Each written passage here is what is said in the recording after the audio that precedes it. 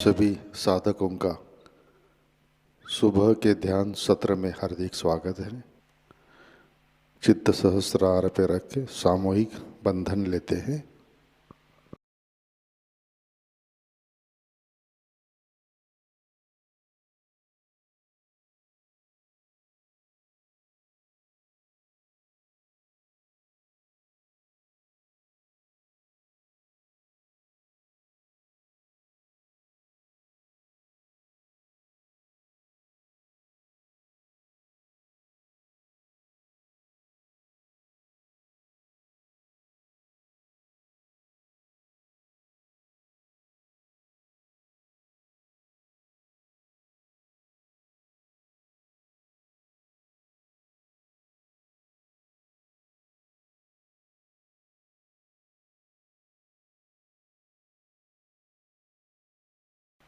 ध्यान की शुरुआत 3 महामंत्र तत्पश्चात श्री गणेश मंत्र से करते हैं।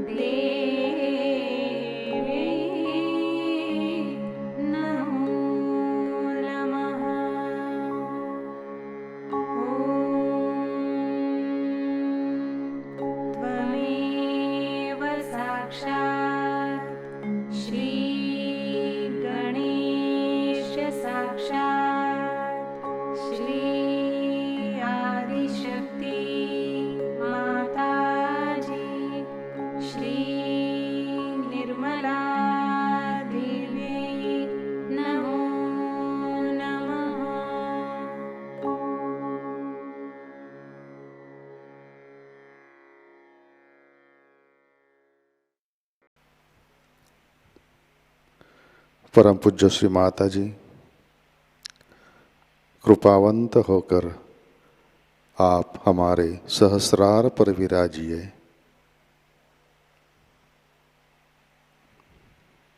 श्री माता जी कृपा कर हमारा आत्म साक्षात्कार दृढ़ कीजिए।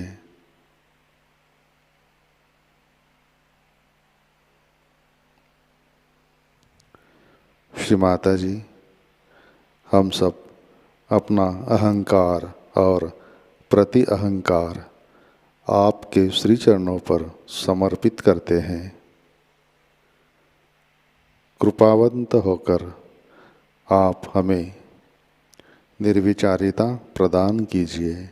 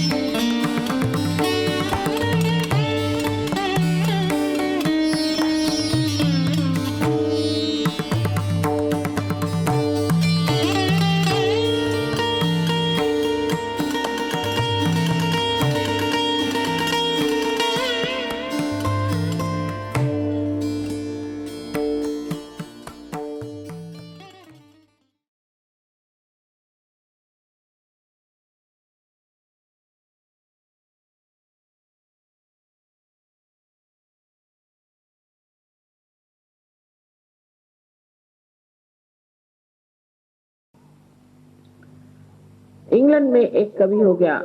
ऐसे तो अनेक कवियों ने लिखा, पर एक कवि लुइस करके हुआ है। उससे तो साफ साफ सहयोग का प्रोसेशन किस तरह से होगा, उसका जुलूस किस तरह से निकला जाएगा, यानी हमारा भी वर्णन उसमें वो 100 साल पुराना कर दिया। उसके अलावा अपने हिंदुस्तान में ही बड़े भारी कवि इनको हम मानते हैं, रविंद्रनाथ टैगोर। उन्होंने गणपतिपुळे का पूरा वर्णन कर दिया कि भारत के किनारे पर सब देश के लोग आएंगे, माँ जाग उठी है, विश्व की माँ जाग उठी है और सब अपनी छोटी छोटी मर्यादाएं भूल करके एक जाग हो जाए। देखिए कितने बड़े बड़े दृष्टा अपने देश में हो गए। रविंद्र बाबू तो हमारे ही सामने थे। और विलियम ब्लेक नाम का एक बड़ा भारी कवि इंग्लैंड में हुआ, उन्हें 100 साल पहले लिख दिया था कि ऐसा ऐसा होने वाला है। भृगु मुनि ने अपनी जो किताब नारी ग्रंथ है, एक किताब आप जानते हैं कि उन्होंने कुंडलिनी के बारे में लिखी थी, जिसको भृगु संहिता कहते हैं। पर एक किताब उन्होंने नाड़ी ग्रंथ नाम की लिखी है, उसमें पूरा सहयोग का वर्णन है कि मनुष्य की कुंडलिनी सहज में जागरूक होकर के उसकी तंदुरुस्ती ठीक हो जाएगी, वो बिल्कुल ठीक हो जाएगा और उसके लिए कोई भी ऐसी अस्पताल वगैरह, मतलब संस्कृत में दूसरा ही शब्द है, उसकी जरूरत नहीं पड़ेगा। और बिल्कुल सहयोग का इतना सुंदर वर्णन, पता नहीं 14,000 की 12,000 वर्ष पूर्व ये हुए, उन्होंने ये बात कलयुग के लिए कही। और अभी कुछ दिन पहले मैं, एक एस्ट्रोलॉजर है कोई अमेरिका में, उनका पढ़ रही थी, मैं हैरान हो गई। 70 साल से ये काम हमने शुरू किया, बराबर 70 साल से उन्होंने ये होगा, वो होगा, ऐसा होगा, वैसा होगा, इस तरह से बढ़ेगा, इस तरह की कनेक्टिविटी आएगी, सब कुछ लिख रखा। बहुत आश्चर्य की बात है कि इन लोगों को इतनी चीजें कैसी दिखाई दी। लेकिन विलियम ब्लेक ने तो हमारा घर कहाँ होगा, उसमें कौन लोग काम करेंगे, सब कुछ वर्णित करते, जैसे कि खड़े थे वहां और देख रहे थे कि घर किस तरह से बन रहा। ये सब होते हुए भी और अनेक इस प्रकार की चीजें हुई हैं।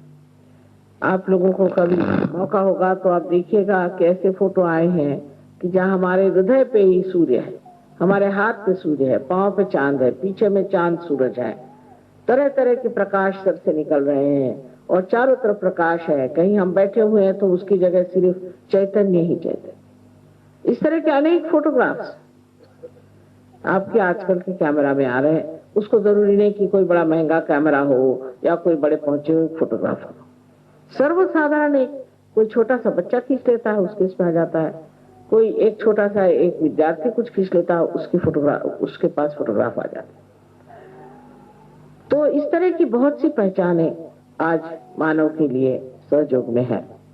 इसके अलावा जो जो प्रयोग किए गए सहयोग से बीमारियों के, या जो जो प्रयोग किए गए एग्रीकल्चर पे या किसी भी चीज पर, उस पर इतना ज्यादा यश मिला है कि कोई सोच भी नहीं सकता कि इतना यश किसी एक सर्वसाधारण बुद्धि के आदमी को मिल सकता है।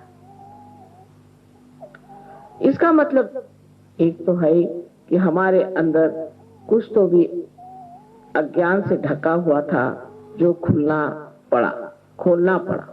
और दूसरी बात ये भी है कि हमारे अंदर बहुत सी शक्तियां हैं सुप्तावस्था में, जो कुंडलिनी के जागरण से जागृत हो गई।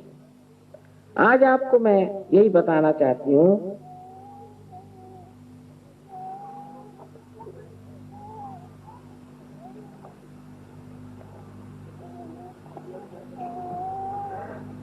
कि कुंडलिनी के जागरण से क्या क्या बातें हो जाती।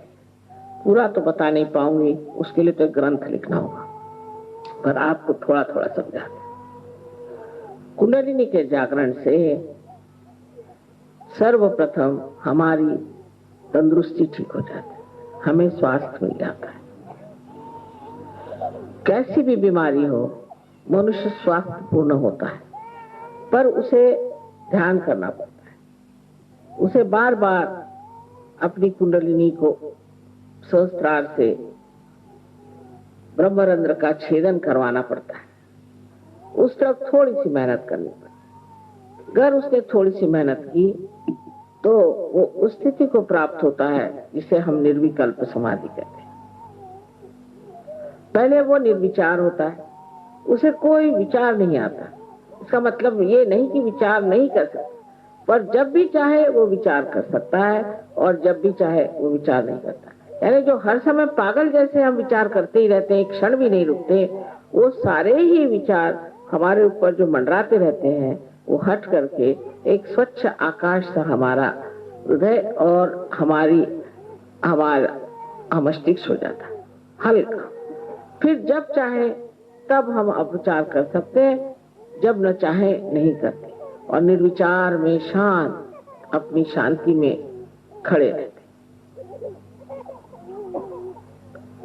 अब बहुत से लोगों को मानसिक व्यथा है, बहुत से लोग आते हैं उनको डिप्रेशन हो गया, मैं तो कल ही कह रही थी कि आप इंप्रेशन सब पे मारते हो, इसलिए फिर डिप्रेशन भी हो जाता है, क्योंकि आपका इंप्रेशन लोग मानते नहीं तो फिर आप पे डिप्रेशन आ जाता है। तो आप इंप्रेशन ही क्यों लोगों पर मारते? पर कुछ कुछ लोगों को डिप्रेशन और भी किसी वजह से आता है। उसकी वजह क्या है? कौन बच्चा रो रहा है, जरा बाहर ले जाओ। उसकी वजह क्या? अब इधर चित्त रखे, चित्त देखिए एकदम खट से उधर जाता है आप लोगों का। इधर देखिए, आप इधर देखिए। पहले ही बच्चे को ले जाना चाहिए था। अगर बच्चा रो रहा है तो कोई तकलीफ है बच्चे को।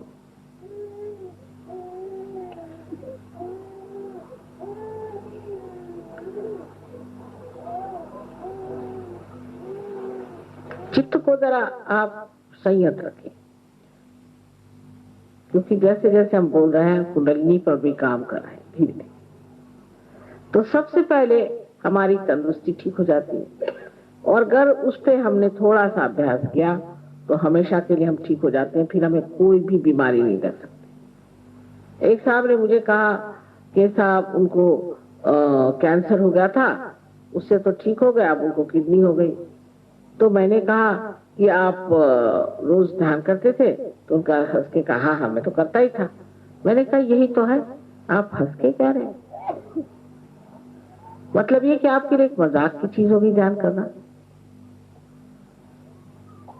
आप एक चीज, एक जिम्मेदारी की चीज समझ करके आप करते नहीं थे, अगर करते होते तो कभी भी किडनी की शिकायत नहीं। और बहुत से लोग जिनको बताया गया था कि आप 1 साल में ही मर जाएंगे, 1 महीने में ही मर जाएंगे, वो अच्छे भले घूम रहे, उनको कुछ नहीं हुआ, सालों बीत गए, अच्छे से घूम रहे। जिनकी उम्र बताई गई थी कि आप 50 साल में ही दुनिया से चले जाएंगे, तो वो 70-75 चल ही रहे, और दिखने में भी इतनी उम्र नहीं लगती, बताना पड़ता है कि इनकी इतनी उम्र।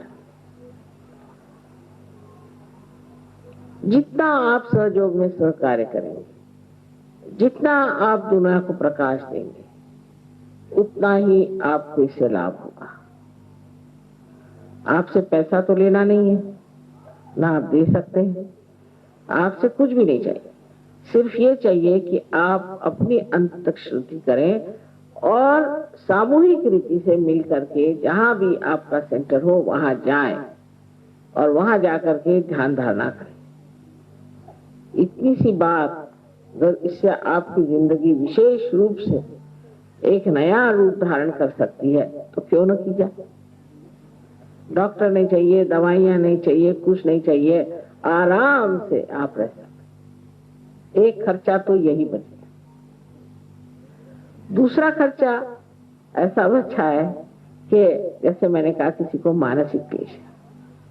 अगर किसी स्त्री में मानसिक क्लेश है या पुरुष में मानसिक क्लेश है, या उसे कोई आदतें, शराब पीना है, जुगार खेलना है, पता नहीं क्या क्या आदतें होती दुनिया भर की, सिगरेट, पान, तंबाकू, ये वो दुनिया भर की चीज जिसमें कि हम पैसा खर्चा करके अपना नुकसान करते हैं।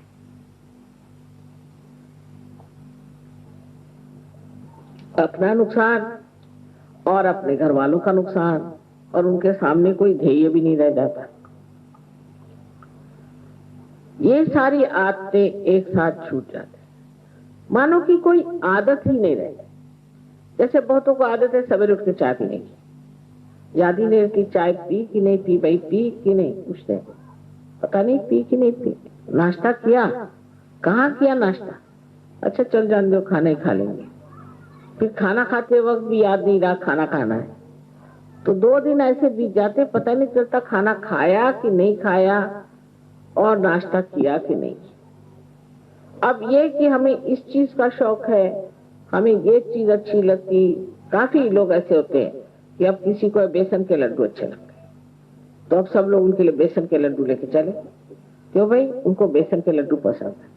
अब वो मरते दम तक उनको बेसन के लड्डू चाहिए, और अगर डॉक्टर ने मना कर दिया तो उसी की भूख लेके मरते हैं, फिर भूत बन के आते हैं और कहते हैं हमें बेसन के लड्डू दो। तो इस तरह के जो शौक है कि उसको ये अच्छा लगता है, उनको ये पसंद है, उनको वो पसंद है, अपने इधर नॉर्थ इंडिया में बहुत ज्यादा है, इसको क्या पसंद है, हर आदमी एक दूसरे की चापलूसी में लगा रहता है कि इनको ये चीज पसंद है तो उनको वो चीज पसंद है। फिर पसंद ना पसंद कोई जानता ही नहीं। हमारी लड़कियों को खाना बनाने का बहुत शौक, तो मैंने कहा तुम तो अपने डैडी के लिए इतनी चीजें बनाती हो, मेरे लिए क्या बनाती हो?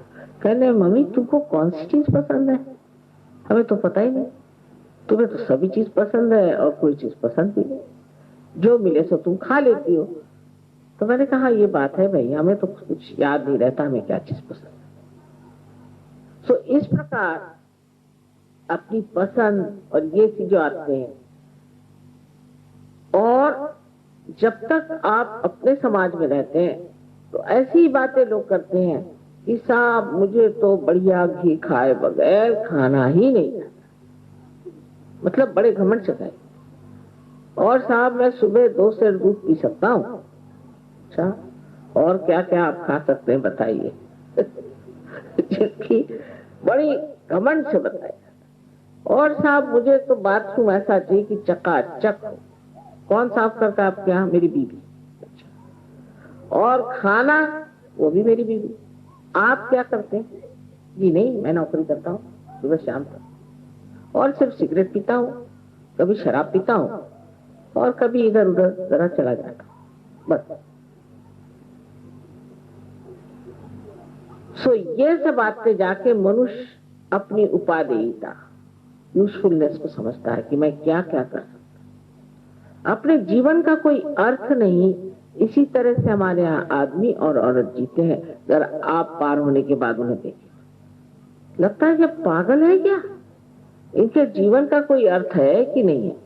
ये ज्यादा आपको विदेश में देखा जाए, किसी आप लेक में चले जाइए, कोई बोट होगी, उसमें खड़े हैं घंटों। मैंने कहा कर क्या रहे? कह ले ये बोट पे बैलेंस करें। अरे मैंने कहा भाई कुछ उनको काम धंधा और नहीं कहने लगे कि ये मजा उठा रहे। इसमें क्या मजा उठा रहे, बेवकूफ जैसे खड़े हुए बोट को ऐसे पकड़े, और घंटों। ऐसे तो कोई मछली नहीं कर सकती, कोई जानवर नहीं कर सकता, ये आदमी है कि क्या है जो कि घंटों अपने। एक साहब मुझे जाना है, कल जरूर लंदन जाना है, मेरे किसी का टिकट मिलना चाहिए, वो मेरे हस्बैंड के पीछे पड़े, मुझे किसी बुकिंग कराइए, 3 बार फोन। तो मैंने कहा भाई साहब ऐसी जल्दी क्या? अरे साहब मुझे वहां एक बॉल अटेंड करने का है, डांसिंग, उसके लिए मारो धाड़ करने जाना है, उसमें 4 घंटे जाके नाचेंगे और पांव दुखा के शराब पी के आके पस्त हो जाए। लेकिन वो सोचते हैं कि हमारा जीवन जो है इसी में बहुत विशेष है, और इस तरह से जीवन को इतना हम बर्बाद करते हैं, बात बात में। कहिए हमारे हिंदुस्तान में लोग इतने फैशनेबल भी नहीं, वहां तो 1 कांटा 1 चम्मच 1 छुरी इतना नहीं रहता, 5 का चम्मच इधर, 5 छुरियां उधर, 2-3 चम्मच उधर। अब आपको समझ नहीं आता कि क्या क्या खाने का है। इतनी सी चीज खाने के लिए 2 चम्मच लगाई, कांटे लगाइए, फिर दूसरा लीजिए, फिर तीसरा लीजिए। अभी सीधे सीधे एक थाली लगाओ और खाओ। उससे अच्छा ये है कि केले का पत्ता रखो और खाना खाओ। सरल बात है, उठाया केले का पत्ता फेंक दिया, काम खत्म। लेकिन नहीं, इतना उसमें समय बर्बाद करेंगे, और जैसे ही उनके घर आप जाइए तो फौरन बताना शुरू करेंगे कि ये प्लेट फलानी जगह की है, ये रॉयल डाल्टन की है, ये अमका है तमका है। और अगर आपके घर आएंगे तो आपकी प्लेट उठा के देखेंगे कि उसके पीछे क्या लिखा। आप क्या वो दुकान खाने वाले?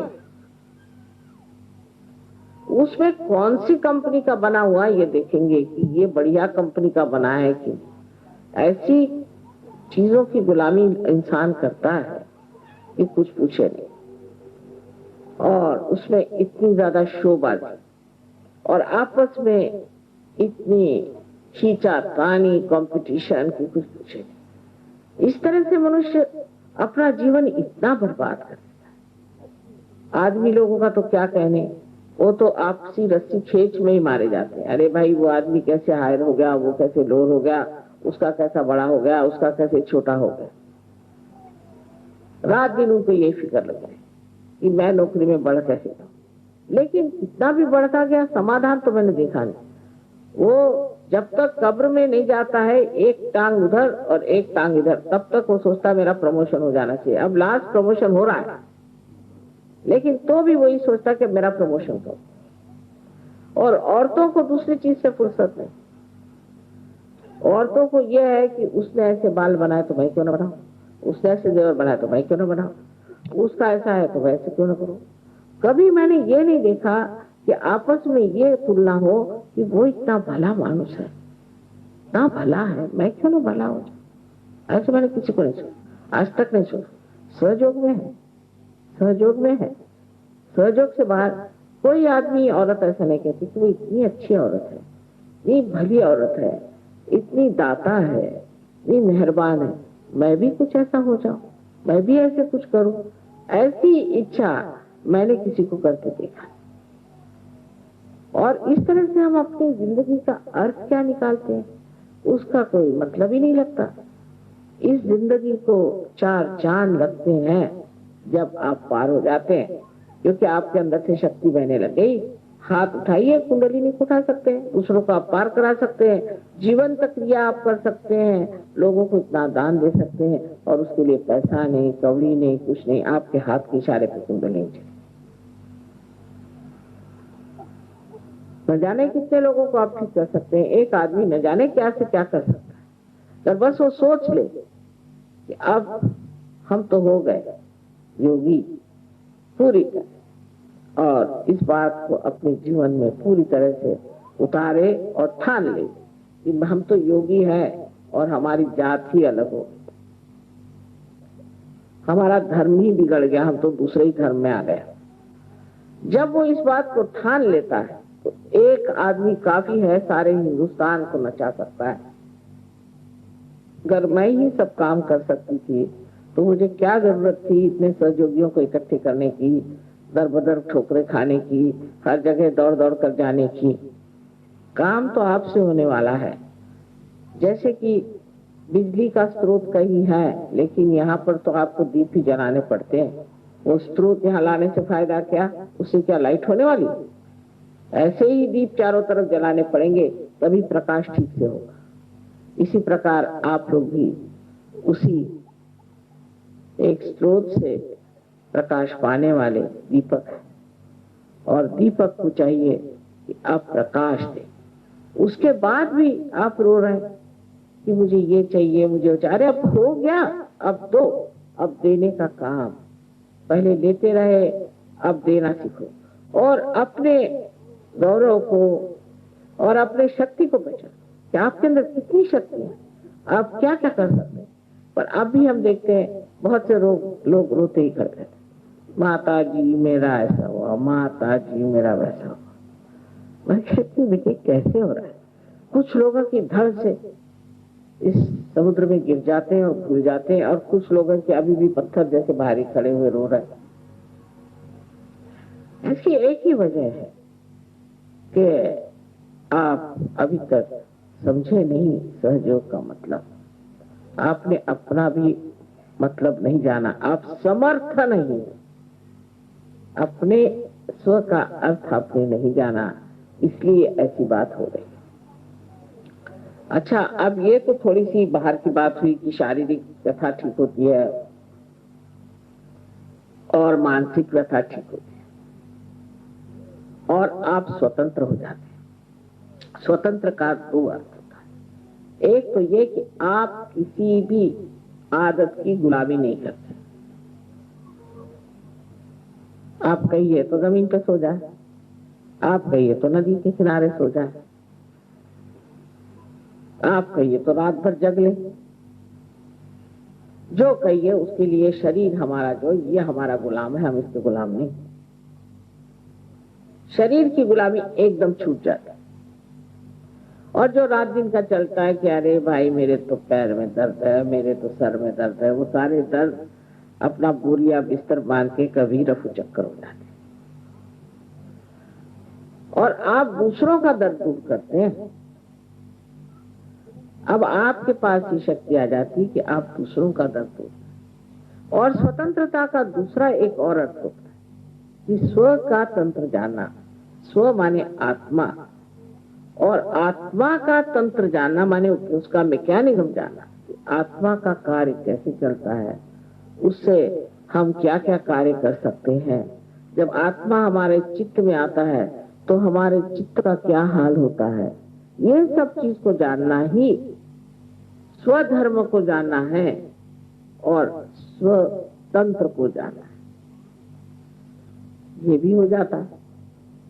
आपने तो अपने को जाना ही नहीं। जानने में सबसे बड़ी बात तो आप यही जानिएगा कि आप बहुत शक्तिशाली, उसमें हिचकिचाहट नहीं होनी चाहिए। वाकई में आप, ये तो ऐसा ही हुआ कि किसी को ले जाकर सिंहासन पे बिठाया तो भी वो सोचता है पता नहीं ये क्या चीज है, इस पे बिठा दिया, मैं सिंहासन पे बैठा हूं या नहीं, और बार बार उठ खड़ा हो रहा है। अब विराजो, राजने का समय आ गया, इस पे विराजो, आराम से शान से बैठो। अब किसकी मजाल है जो तुमको छू ले या तुम्हें सताए या परेशान। जो तुम्हें सताएगा वो एक दिन आके तुम्हारे चरणों में गिर के रोएगा और कहेगा बाबा मुझे इस तकलीफ से बचाओ, पता नहीं मैंने तुम्हें क्यों तकलीफ दी। तो इस प्रकार आप परमात्मा के साम्राज्य में चले जाते हैं और परमात्मा के साम्राज्य में जाने पर बड़ा आश्चर्य होता है कि हर चीज जो आप लेना चाहते हैं तो एकदम से मिल जाती है। आपको कोई काम करना है तो एकदम बन जाता है। आप कहीं बाजार में जाइए तो लोग आपको देख के कहते आइए बैठिए चाय पियेंगे और दूसरों को भगा देते।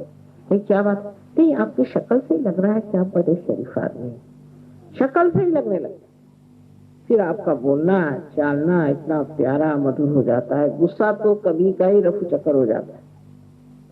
और एक तरह से ना प्रेम भाव, और उस प्रेम में एक बड़ा अजीब सा आकर्षण होता है। वो आकर्षण ऐसा है उसमें किसी प्रकार की गंदगी नहीं होती। आकर्षित होता है मनुष्य ऐसे आदमी की तरफ और सोचता है कि इस आदमी में कौन सा ऐसा गुण है जिससे मैं इसकी तरफ इतना आकर्षित होता। कहते हैं कि कस्तूरी का सुगंध अगर आ रहा है तो उसको कसम लेने की जरूरत नहीं पड़ती। जिस मनुष्य में प्रज्ञा होती है, जिसकी जागरूक चेतना होती है, उसके लिए कसम लेने की जरूरत नहीं पड़ती। और आपको ये नहीं कहना पड़ता कि साहब ये आदमी जागा। हाँ, कोई जानबूझ करके आंख मूंदना चाहे वो दूसरी बात, या कोई बेकारी में विरोध करना चाहे, झगड़ा करना चाहे, ये बात। ये सोचना चाहिए कि हमारे लिए एक बड़ा भारी नया आयाम खुल जाता है और उस आयाम में हमारे अंदर कलेक्टिव कॉन्शियसनेस जिसे कहते हैं सामूहिक चेतना प्रस्फुटित होती है। आप जानते हैं उस पर कि दूसरे आदमी के कौन से चक्र पकड़ रहे हैं, आपके कौन से चक्र पकड़ रहे हैं, और आप अपने से अलग हट जाते आकर कहेंगे माँ मेरा आज्ञा चक्र पकड़ रहा है, बहुत बुरी तरह इसे ठीक करिए। माने ये कि मुझके अंदर अहम भाव है, मुझे अहंकार है, अहंकार में आ गया, इसका मतलब अहंकार है। लेकिन कहेगा माँ मेरे को सरदर्द हो रहा, आप जरा आज्ञा चक्र में रखिए, माने मैं अहंकार हूँ। कोई आदमी ऐसा कहेगा, अरे अगर किसी से कहे तुझे अहंकार है तो ऐसा ठिकाना लगाएगा आपको कि बस आपको पता चल जाएगा कि अहंकार का नाना है ये। लेकिन मनुष्य खुद ही कहता है कि वहां मेरे अंदर ये बात है, क्योंकि उसको महसूस होता है, उसका एहसास होता है, वो जानता है, उसका दुख होता है, उसकी तकलीफ होती है और उससे वो निकलना चाहता है।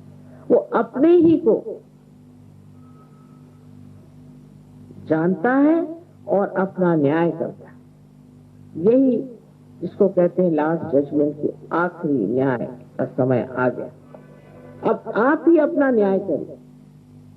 वो किस प्रकार कि आपके हाथ उंगलियों के किनारे आपसे बताएंगे कि एक आपने गलती, दूसरों के बारे में बताएं, लेकिन आप बहुत प्रेम से उनसे बात करके और उनकी तकलीफ निकाल दे सकते, उनको बगैर बताए ही निकाल दे सकते। और एकदम से आप देखेंगे कि वो आदमी कितना बढ़िया हो, आप पहचान भी नहीं पाइएगा। बहुत बार तो ऐसा होता है किसी आदमी को पार करने के बाद अगर मैं उसे साल भर बाद मिलूं तो वो मुझे 5 साल और छोटा लगने लगता है। तो मैं पूछती हूँ कि आपके बड़े भाई साहब आए थे लेकिन आज आप पहली मर्तबा आए। नहीं माता जी मैं ही था। इतनी शक्ल पर रौनक और एक शोभा आ जाती है। मनुष्य के स्वभाव में इतना परिवर्तन हो जाता है। जो मनुष्य कंजूस होता है वो दोनों हाथों से लुटाने लगता है, उसी में उसको आनंद आता है। जो मनुष्य क्रोधी होता है वो शांत गंभीर समुद्र की तरह गहरा, उसकी गहराई को वो जब जान लेता है, अरे भाई इतना गहरा हूं, तो ये क्रोध जैसे जो बबूले उठते हैं वो सब खत्म हो जाते हैं और वो आदमी एक बड़ी शांति गंभीरता लिए हुए खड़ा होता है आपके सामने। और आप हैरान हो जाते कि ये जो कल इतना कूद रहे थे इनको कौन सांप सूंघ गया?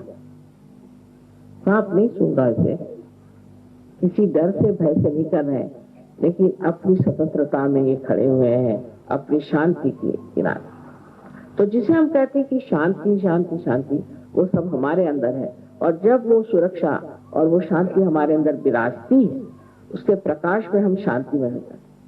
अब आप देखिए दुनिया भर में इतने बड़े बड़े संस्थाएं बनाए कि जिसे कहते हैं फाउंडेशन ऑफ पीस, फलाना ठिकाना, शांति शांति शांति। मन में तो किसी की शांति नहीं, सबको यही विचार कि कैसा किसका गला काटे।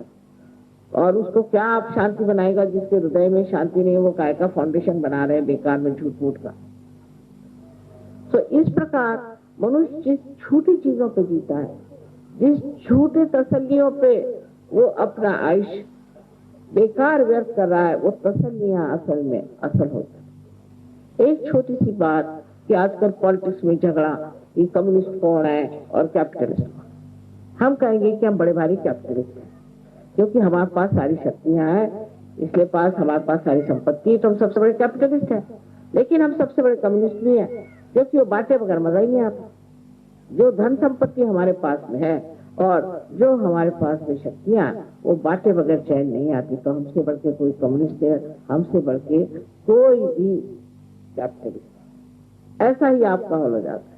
आपने पाने के बाद आपको लगता है कि किसे बांटें, किसे दें, ये पेड़ को दें, किसको दें, किसको दें, कि किससे कहें, कैसे बताएं, और दिल खोल के आप बताते। और ऐसी ताकत अंदर से आ जाती है कि मुझे स्वयं आश्चर्य होता है, इस प्रकाश में देखो कैसे चमचमा है। एक हमारे यहाँ मछली पकड़ने वाली जात होती है, उसे कोली कहते हैं। उससे एक गृहस्थ है, वो बैंक में नौकरी तो करते पर जात के कोली है और धंधा उनका यही है। तो उनके बारे में बता रहे थे कि एक दिन वो होड़ी अपनी नाव लेकर के दूसरे बीच में जा रहे थे और एकदम से घमसान ऊपर से बादल छाता और उसमें से बिजलियां कड़कने लगी और ऐसा लगा कि अब ये जा नहीं सकते, इतना बड़ा तूफान खड़ा। तो बताया लोगों ने कि खड़े हो गए और कहा, हे देखो तुम बादल बादल सब हट जाओ, मैं माँ के काम से जा रहा हूँ, खबरदार मेरे काम में रुकावट डाले। और वो गए, उन्होंने पूरा काम किया, वहां जाकर के सबसे बातचीत की, सबको रियलाइजेशन दिया, सब कुछ करके घर पे आए। 6 बजे की बात, आकर के जब 11 बजे खाना आना खा के सोए तो 12 बजे बरसात शुरू कर, आप ठीक है बरसो। ये शक्तियां आपके अंदर आ सकती है, लेकिन सबसे जो बड़ी शक्ति आपके अंदर आती है वो प्रेम। प्रेम की शक्ति इतनी आह्लाददायी, इतनी आह्लाददायी कि आप नहीं जानते, आंखों से आंसू बरसते हैं और ऐसा लगता है कि इस प्रेम के सागर की कितने तो भी है, तुषार है जो आंखों से बह रहे, छोटी छोटी से बूंद उसको इतना उमड़ता है हृदय में और इतना शांत कर देता है जीवन। और एक अजीब सी अनोखी सी अनुभूति इस प्यार की, ऐसा सुंदर और मनोरम जीवन बना देता है कि फिर कोई दूसरा आराम अच्छा ही नहीं लगता। बस यही कि प्यार ही का आराम हो, प्यार ही का देना हो और प्यार ही का खाना हो, और कोई भी चीज उसमें अच्छी नहीं। आज तक हमने कभी प्यार की शक्ति को तो इस्तेमाल नहीं किया, सिर्फ द्वेष की शक्ति को इस्तेमाल किया। अब आप प्यार की शक्ति को इस्तेमाल कर सकते हैं। बहुत से लोग ऐसा सोच रहे होंगे कि माता जी सब बातें कर रही हैं, ये कौन सी दुनिया कर रही है। इसी दुनिया में, यहीं पर, इसी जगह, इस नोएडा में ही ये स्वर्ग खड़ा होने वाला और हो गया। जिनका हो गया वो आप देख सकते हैं और आप सब मिलकर के ये सुवर्ण युग आने वाला है और इस सुवर्ण युग के आप अधिकारी होंगे और उसमें आप मौज से रहें। जो कुछ संक्षिप्त में बताना सो मैंने बता दिया, किंतु इसका कितना भी वर्णन किया जाए वो कम है, क्योंकि किसी भी चीज की ओर आप देखते हैं इतना सुंदर यहाँ इन्होंने फूलों का ये मेरे प्यार में बनाया। अब मैं देखती हूँ तो मैं सोचती नहीं, मुझे सोच नहीं आता, निर्विचार देख रही हूँ, देखना मात्र बनता है। और जिन्होंने जिस प्यार से बनाया मानो वो सारा प्यार ही आनंद बन के मेरे ऊपर से फूलों जैसा बाहर चला जाए और कुछ सोचना ही किया और उसी की अनुभूति ले रही हूँ। कितने प्यार से मेरे बच्चों ने सजाया है, कितने प्यार से उन्होंने एक एक चीज लिखी है और वो प्यार क्या शब्दों में बताया जाए या विचारों में लाया जाए उसका मजा ही उठाते। जैसे कि किसी चीज का आप स्वाद लेते हो तो सोचते नहीं, ऐसे ही उसका स्वाद आ रहा है, उस प्यार का और उस आनंद का स्वाद आ रहा है। आपके प्यार का और आनंद का स्वाद हम ले रहे और आप हमारे प्यार और आनंद का स्वाद। ऐसी सुंदर इतनी मधुर हमारी एक बड़ी सुंदर सभा है और अब एक बड़ी भारी हमें कहना चाहिए कि एक रेस तैयार हो रही है सहयोग। इसका भी वर्णन है कि ऐसे लोग संसार में आएंगे और वो आए हैं और सब लोग मिलकर के आप उसको सुदृढ़ करें, उसमें शक्ति भरे, उसमें स्वास्थ्य लाएं और जो गंदी चीजें हैं एक दूसरों की निंदा करना, एक दूसरे का बुरा सोचना, एक दूसरे को खींचना, चिल्लाना, चीखना और कोई सत्ता ढूंढना, पैसा ढूंढना सहयोग में, ये बड़ी बेवकूफी की बात है। तो सहयोगी का व्यवहार, उसका बोलना चालना बड़ा सुचारू सुंदर होना चाहिए, उसमें जंगलीपना सारा चला जाना चाहिए। और जैसे कि पहले तो कांटे आते हैं लेकिन कांटों से ऊपर जो फूल आते हैं वो कितने सुंदर। इसी प्रकार हालांकि हम पहले कांटे रहे होंगे लेकिन अब हमें फूल बनना जाना चाहिए और फूलों से फिर फल बन जाना चाहिए। और वैसे अपने आप होता है, धीरे धीरे अपने व्यवहार में बदल आने लगता है। बहुत से लोगों को गुस्सा आना बंदी हो जाता है तो कहते हैं तेरा गुस्सा कहाँ गया, मेरा तो किसी पे रोब ही नहीं पड़ेगा, मैं तो गुस्सा नहीं करूंगा। तो पर देखते हैं कि उनका रोब बहुत अच्छा पड़ता है। लोग सबसे ज्यादा प्यार को मानते हैं, किसी के रोब दाब को नहीं, सिर्फ प्यार। और दूसरी बात यह है कि आप घड़ी भूल जाते हैं, टाइम भूल जाते हैं, लेकिन काम पूरे होते रहे, काम नहीं खत्म। जिस वक्त आपके कुंडलिनी का जागरण होगा उसी वक्त होगा और ऐसे वैसे वक्त होने ही नहीं वाला। अगर हमें देर करनी है तो देर करनी ही है, उसके लिए परेशान होने से क्या करना।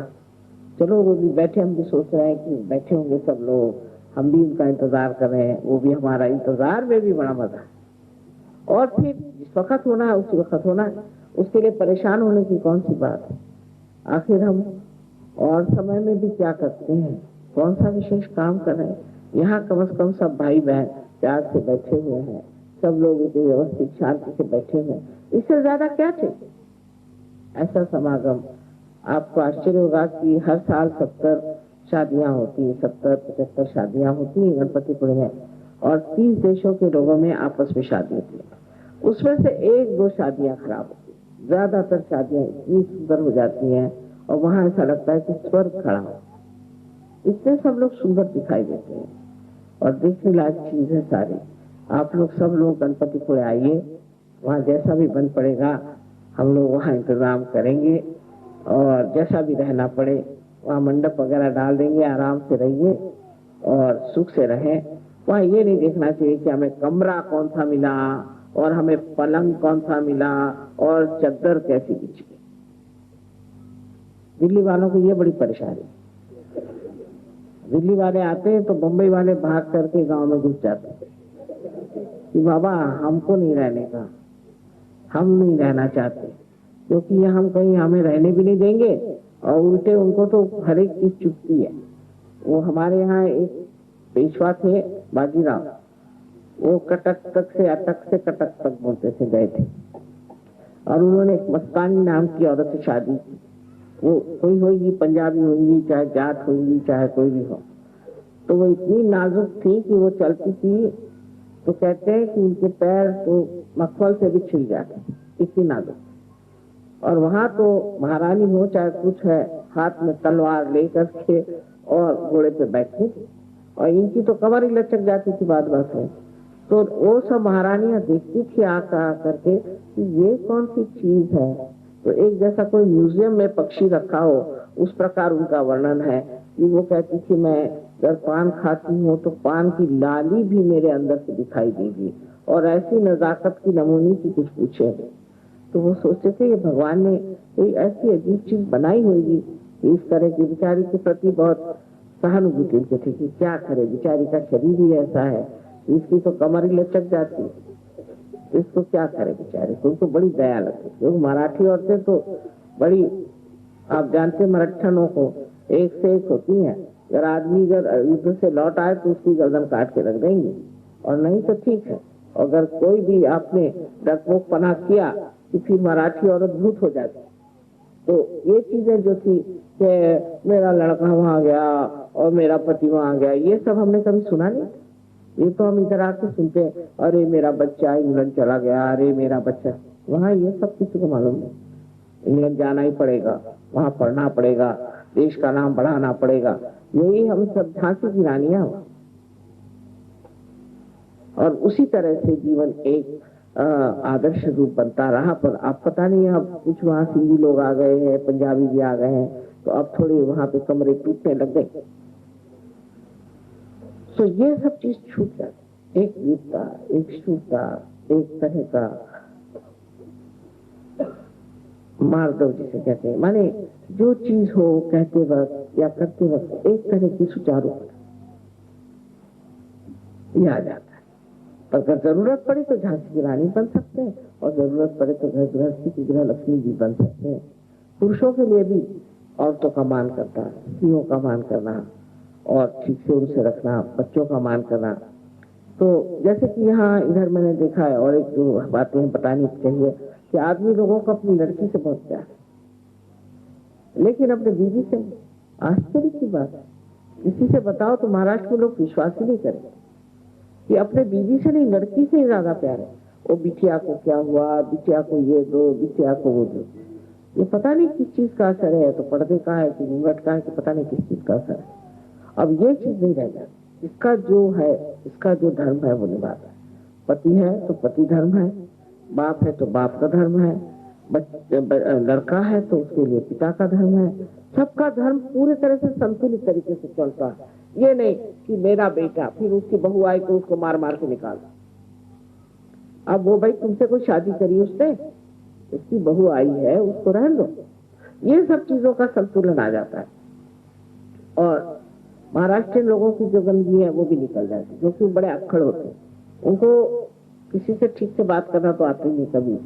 जैसे किसी दुकानदार के यहाँ आप जाइए, मराठी को पूछें क्या चाहिए आपको, हमको चंदेरी की साड़ी चाहिए। कौन से रंग की चाहिए? गुलाबी रंग की। नहीं हमारे पास, भागो। कोई भी, कोई उसके पास में सिंधी बैठा होगा, नहीं तो पंजाबी को बैठा होगा, तो कहेगा आओ जी, बहन जी, माता जी, पिताजी, सब करके आपको अंदर बुलाएगा, ढोल पीट पीट के। फिर उसके बाद में अच्छे से बिठाएगा, फिर उसके बाद चाय देगा, कुछ लीजिए, ये करिए, वो लीजिए। चंदेरी की साड़ी उसने कभी जिंदगी में देखी भी नहीं, पर आपको 4-5 साड़ियां टिकाए बगैर आपको निकलने नहीं देती। तो मराठी लोगों में ये बड़ी दोष है, इनको बिल्कुल बिजनेस की अकल नहीं है, बस फड़ाफड़ बोल देंगे कि साहब ये नहीं वो नहीं। तो ये चीजें आप लोगों से सीखनी है, और उनसे भी आपको बहुत कुछ सीखना है। तो शराफत, बातचीत का ढंग, इसमें एक तरह की खूबसूरती आ जाती। ये तो हमने आपको बाहर का व्यवहार बताया, पर अंदर का अपने प्रति जो व्यवहार होता है कि मनुष्य को अपने प्रति आत्मा विभाना चाहिए। कोई जरा आपको रुपया दे रहा है, आप किसलिए आपको ये रुपया दे रहे हैं? क्यों साहब? कोई किसी से उधार नहीं लेता, कोई किसी का रुपया नहीं मांगेगा, कोई किसी की बीबी की और नजर पूरी नहीं करेगा। उसकी आंखें सच हो, आंखों में स्वच्छता है, पवित्रता है, ना कोई औरत की नजर खराब होगी, ना कोई आदमी की नजर खराब होगी। आपस में एक इतना शुद्ध रिश्ता बन जाएगा। आप सोचे कि विलायत के लोग जिनको शुद्धता क्या चीज है कभी मालूम ही नहीं, इन्होंने कभी सुना भी नहीं, वो लोग तो कितने शुद्ध हो जाते हैं और बिल्कुल उनको ख्याल ही नहीं रहता कि कौन हमारी बहन है और इससे हमें व्यवहार कैसे करना चाहिए। वहां तो राखी का तक त्योहार बड़े से मनाते हैं। राखी माय राखी सिस्टर, वो कौन भाई तुम्हारी राखी सिस्टर, फलानी मेरी राखी सिस्टर, इतना वो उसे समझते हैं। और हमारा देश इन्हीं सब चीजों के सहारे जिया है। आपको पता होना चाहिए अलेक्जेंडर का किस्सा है कि जब अलेक्जेंडर ने यहाँ चढ़ाई की तो पंजाब में उसको एक राजा ने हरा। उस राजा ने जब हरा दिया तो उसको उन्होंने गिरफ्तार करके, और पुरु नाम था उनका, पुरु राजा ने उनको गिरफ्तार कर दिया और गिरफ्तार करके और उनसे कहने लगे कि अब आप यही जेल में बंद रहिए, नहीं तो आप हमारा सारा देश जो है उसको आप जीत लेंगे और हम लोग सब आपके गुलाम हो जाएंगे। उनकी जो अलेक्जेंडर ने एक हिंदुस्तानी औरत से शादी, हिंदुस्तानी औरत जो थी बड़ी होशियार, रक्षाबंधन का दिन पड़ गया तो उसने एक थाली में एक राखी बांध करके ऊपर से ठीक से कपड़ा डाल के और उनके दरबार में भेज दी। तो उनका हाँ राखी आई है, बहन से बांधो। तो बहन कौन? तो कहने अलेक्जेंडर की बीवी। हे भगवान, मेरे साले को मैंने, मेरे बहनोई को मैंने ऐसे बंद कर दिया, कि मैंने क्या गजब कर दिया। गए भागे भागे जेल में, उनके सामने नमस्कार किया, मुझे माफ कर दीजिए दामाद साहब। और दामाद साहब उसको समझ लिया, जी हाँ मेरे दामाद, चलिए चलिए उनको लाए अपने आसन पे बिठा दिया। कहले अब जो कहूँ तुम, आप मेरी चाहे गर्दन काट। तो हैरान हो गए, कहले ये क्या, मेरी समझ में नहीं आता। फिर बहुत सारा उनके साथ में जेवर आदि दे करके और पालकी सहित उनको भेज दिया कि पालकी भी ले जाई मेरी बहन के लिए, और उसके साथ घोड़े हाथी दे करके उनको रवाना किया। वो घर पे आए तो उनकी बीवी मुस्कुरा रही। तो पूछा ये क्या लोग हैं, मेरे समझ नहीं आते, मेरे जैसे खूंखार आदमी को क्यों छुट्टी कर दी? वो कहा इसलिए आपकी छुट्टी हुई है खूंखार आदमी की, क्योंकि मैंने एक उनके पास धागा भेज दिया था। कहला धागा? हाँ, एक सिर्फ धागा भेजा था। आज के दिन जो एक धागा अगर भेजते तो उसकी बहन हो जाती। अच्छा, और फिर कितना भी बड़ा दुश्मन उसे छोड़ देना पड़ता है? हाँ बराबर है, क्योंकि आप तो उनके दामाद हो गए। कहने भगवान बचा रखे हिंदुस्तानियों से, जो एक धागे पर दुश्मन को छोड़ते, इनका क्या ठिकाना। ये तो इतने प्रतीक रूप सब चीज को पाते, भैया मुझे माफ करो, वो चले गए और यहाँ से चंद्रवरदाई को अपने साथ ले गए और उन्होंने बहुत कुछ, और उनका बाबा मुझे नहीं यहाँ पर, मैं यहाँ राज्य नहीं कर सकता। ये ऐसे वो चीज अब छूट गई है, काफी कम हो गई, क्योंकि हमारे अंदर हमारी संवेदना कम हो गई। हम समझते नहीं है कि हमारी संस्कृति में कितनी छोटी छोटी चीजें हैं, इतनी सुंदर, इतनी प्यारी, उसको हमने अपनाया नहीं और हम अब ऐसे रास्ते पर चल पड़े हैं जिस पर बहुत से देश गड्ढे में गिर गए। तो हमें तो उस अनंत को प्राप्त करना है और सहयोग में उसी अनंत की प्राप्ति होती है। और जब उस अनंत की प्राप्ति होती तो आप उसी में रममान हो जाते हैं और आपको आश्चर्य होता है कि ऐसी एक गवर्नमेंट में आप आ गए हैं कि गवर्नमेंट के जितने गवर्नमेंट सर्वेंट्स हैं वो आप ही के सेवा में लगे। यहाँ के जैसे नहीं, जैसे इधर के अपने गवर्नमेंट सर्वेंट होते हैं उसी की उन्हीं की आपको नौकरी करनी पड़े, लेकिन वो गवर्नमेंट सर्वेंट्स ऐसे होते हैं कि वो आप ही की सेवा में सुबह से शाम तक लगे रहते हैं। जो आपको चाहिए, आपको जो जरूरत होगी वो मिले। तो इस प्रकार हमारा एक तो जीवन अत्यंत सौंदर्यमय हो जाता है और सब तरह का अंधकार हमसे हटता जाता है और हम फिर एक नए आयाम में समझते हैं। अब ये सब मैंने आपसे कहा, ये इतनी बातें होती हैं, ये सब मनुष्य प्राप्त करता है, ये सामूहिकता आ जाती है, सारे देशों में दोस्ती हो जाती है और जो धर्म की और जाति पाति डावरी शावरी इस तरह की जितनी गंदी चीजें सब खत्म हो जाती, क्योंकि मनुष्य विशाल हो जाता है। तो इस विशालता में उतरने के लिए आपको ये जानना चाहिए कि पहले अपनी आत्मा की विशालता को प्राप्त करें, उसका प्रकाश अपने चित्त में डालें। कल मैंने, आप लोग आए होंगे वहां तो बताया था कि आत्मा क्या होता है और आत्मा का स्वरूप सच्चिदानंद क्या होता है। पर आज मेरे ख्याल से जो मैंने आपसे बताया वो यही बात कि सहयोग में आने से क्या क्या लाभ होते हैं। जय श्री माता जी। कृपया ध्यान की स्थिति बनाए रखें।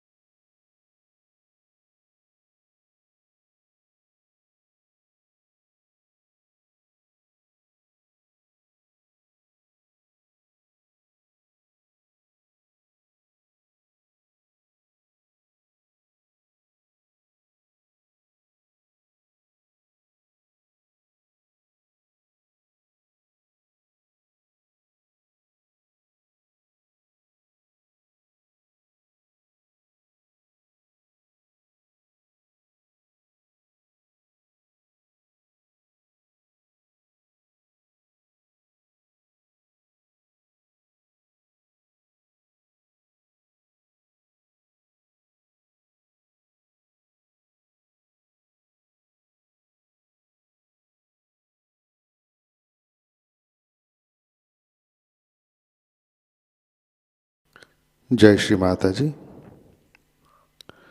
अपना चित्त सहस्रार पे रखें, प्रार्थना अर्पित करते हैं। परम पूज्य श्री माता जी, आज का ध्यान हम सब आपके श्री चरणों पर समर्पित करते हैं। श्री माता जी, आपने हमें आत्म साक्षात्कार दिया, परम चैतन्य से आशीर्वादित किया, हमारा चित्त सहस्रार में स्थित किया। इन सब के लिए हम हृदय से आपके ऋणी है, आभारी है। श्री माता जी, आपकी कृपा में हम हमारा अहंकार और प्रति अहंकार आपके श्री चरणों में समर्पित करते हैं। श्री माता जी, आप ही कर्ता, कर्विता और भोक्ता है, हम तो केवल निमित्त मात्र हैं। श्री माता जी, कृपा कर आप हमारे अंदर आध्यात्मिक परिवर्तन घटित कीजिए, हमें स्वयं की पहचान दीजिए। श्री माता जी, कृपा कर आप हमें निर्विकल्प स्थिति प्रदान कीजिए, हमारा उत्थान निर्विकल्प स्थिति में कीजिए।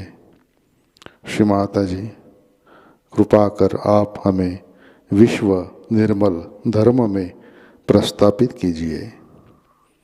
श्री माता जी, हमारे सारे प्रार्थनाओं को स्वीकार कीजिए और हमें आशीर्वादित करने की कृपा कीजिए।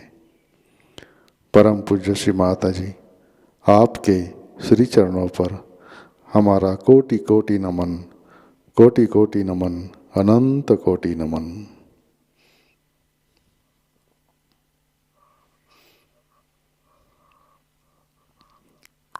जय श्री माता जी। सामूहिक बंधन लेते हैं।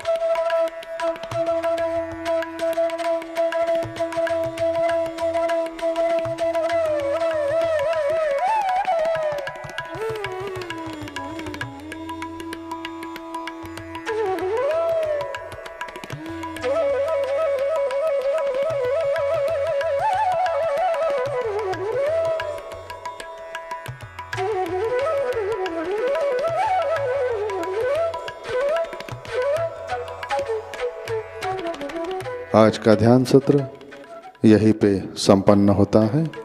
जय श्री माता जी।